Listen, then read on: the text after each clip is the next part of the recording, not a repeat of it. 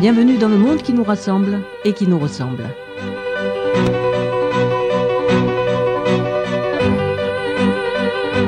Il était une fois la colonisation et l'obligation pour les colonisés de se défendre et d'attaquer. Deux armes à leur disposition, le discours et le fusil. Le fusil, c'est l'émir Abdelkader qui le brandit au devant de sa smala indomptable. Pendant 16 longues années, le sultan des Arabes tiendra tête à l'envahisseur français avant de mourir en Syrie, exilé et vaincu. Quant au discours, c'est Kateb Yassine qui s'en charge à 17 ans en prononçant une conférence à Paris en 1947 comme pour prolonger l'action armée de l'émir. La résistance algérienne n'a pas dit son dernier mot, parole de poète.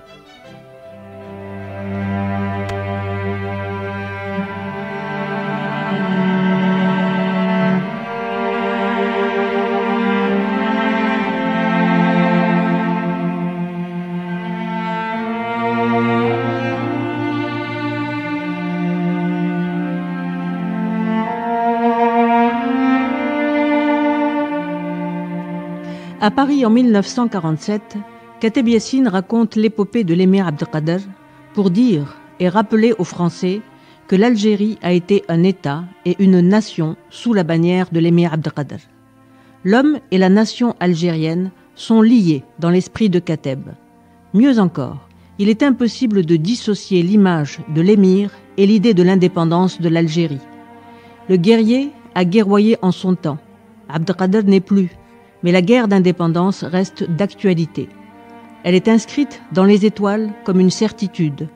Elle est affirmée par le poète en herbe qui prophétise le devenir des Algériens à partir d'un passé qui n'est pas mort. Dans le présent d'un jour de 1947, Kateb Yassine tient le rôle audacieux de l'oracle antique qui prédit les événements et profère la vérité.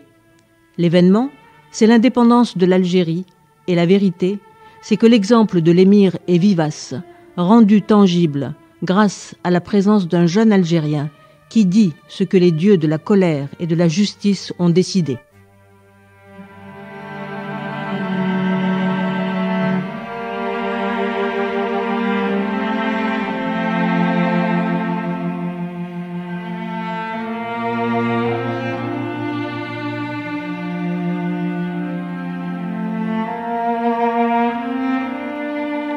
Non, l'émir n'est pas un marabout africain empêtré dans ses gris-gris. Il n'est pas un pacha, se prélassant au milieu de ses concubines orientales et lascives. Abdelkader n'a eu qu'une seule femme, tiens donc. Eh oui, Abdelkader a épousé Khera, l'unique femme de sa vie parce qu'il l'aimait, tout simplement. Diable. Eh oui, messieurs les fonctionnaires du gouvernement général, les Français n'ont pas l'exclusivité du sentiment amoureux.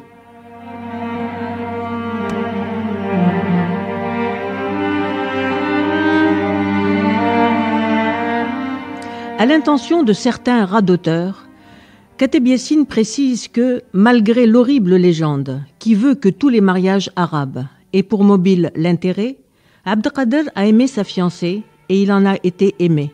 C'est le lien sentimental qui a scellé pour les fiancés l'acte de mariage avant de céder le pas au vieux cérémonial des familles de nobles tantes.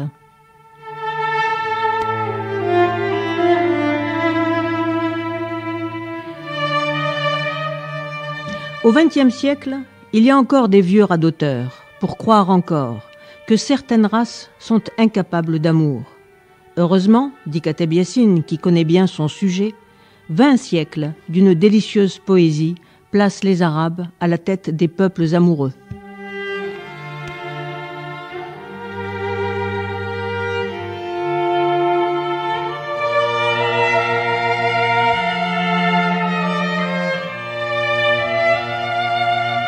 Pendant 20 siècles, les Arabes ont chanté l'amour et la femme aimée. Mais il faut croire que l'Arabe écorche les oreilles des vieux radoteurs, qui s'en tiennent une fois pour toutes à ce qui a été dit, à ce qu'ils disent encore en continuant à radoter. Il n'est de civilisation et de culture qu'occidentale. Brut ou courtois, l'amour se chante en français ou ne se chante pas. Priez de garder le silence. Les poètes arabes doivent rester cloîtrés dans les villes, dans les palais où harem rime avec sérail. sous les tentes, dans le désert d'Arabie, où Imrul Qais, le fou de Leïla, s'époumonne à hurler la douceur de son délire amoureux.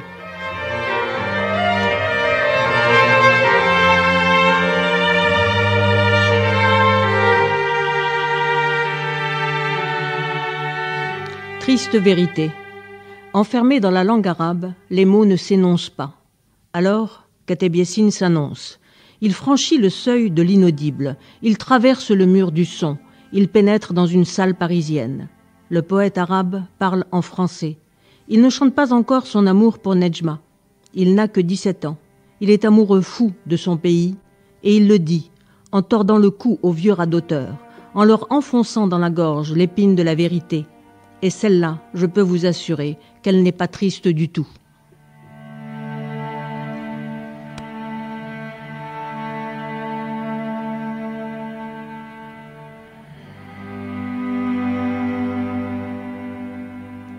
Kateb Yassine parle et on l'écoute dans un silence religieux. Certes, ce jour-là, son public lui est acquis. Ceux qui l'ont invité à prononcer une conférence à Paris le 24 mai 1947 ne sont certainement pas des vieux radoteurs. On imagine mal ces messieurs du gouvernement général offrir une quelconque tribune à un Algérien jeune et insolent, déjà rebelle et indomptable. Les Français qui écoutent notre poète sont sans doute acquis à la cause algérienne. Mais aujourd'hui, que ce jour est passé, que le silence est retombé dans la salle des sociétés savantes, que reste-t-il à dire, à entendre ?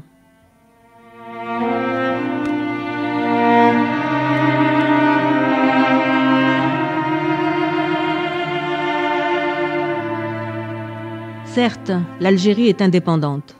Proféré par la bouche de l'oracle, l'événement s'est réalisé. Kateb Yassine avait donc raison en 1947. Il avait raison contre les vieux radoteurs auxquels il voulait clouer le bec. Aujourd'hui encore, il existe de vieux radoteurs qui enveloppent leurs discours de couleurs artificielles, celles du temps. Mais le contenu est identique depuis des siècles. Le temps ne passe vraiment que pour ceux qui posent sérieusement la question de notre présent, quitte à revoir des positions qui doivent subir la loi des mutations, parce que justement, le propre du présent, c'est de bouger. C'est ce que Kateb nous apprend.